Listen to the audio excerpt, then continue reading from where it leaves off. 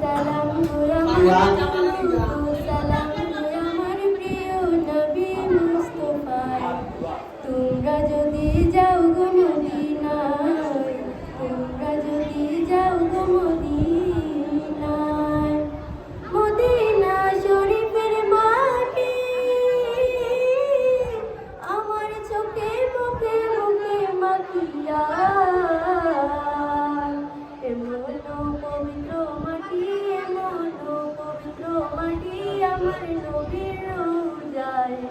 তোমরা যদি যাও গো মদিনায়, তোমরা যদি যাও গো মদিনায়।